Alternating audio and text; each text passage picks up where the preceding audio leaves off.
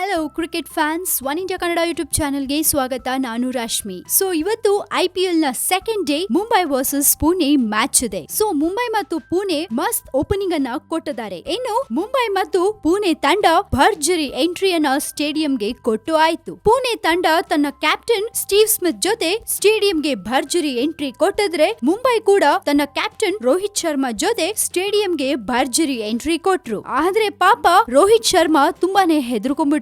ಯಾಕಂದ್ರೆ ಪಾಪ ಖುಷಿಯಾಗಿ ರೋಹಿತ್ ಶರ್ಮಾ ಫುಲ್ ಪ್ರೌಡ್ ಅಲ್ಲಿ ಬರ್ತಾ ಇದ್ರೆ ಸೈಡ್ ಅಲ್ಲಿ ಅವ್ರಿಗೆ ಗೊತ್ತಿಲ್ಲದೆ ಇರೋ ತರಾನೇ ಫ್ಲವರ್ ಪಾಟ್ ಹತ್ತಿಸ್ಬಿಟ್ಟಿದ್ರು. ತುಂಬಾನೇ ಹೆದರ್ಕೊಂಡು ರೋಹಿತ್ ಶರ್ಮಾ ಪಾಪ ಬೆಚ್ ಬಿದ್ರು. ಅಲ್ಲಿದ್ದ ಆಡಿಯನ್ಸ್ ಎಲ್ಲ ಒಂದ್ ಕ್ಷಣ ಮಜಾ ತಗೊಂಡಿರ್ತಾರೆ. ಇನ್ನು ಈ ಮುಂಬೈ ಪುಣೆ ಮ್ಯಾಚ್ ಗೆ ಸೂಪರ್ ಸ್ಟಾರ್ಟ್ ಕೊಟ್ರು ರಿತೇಶ್.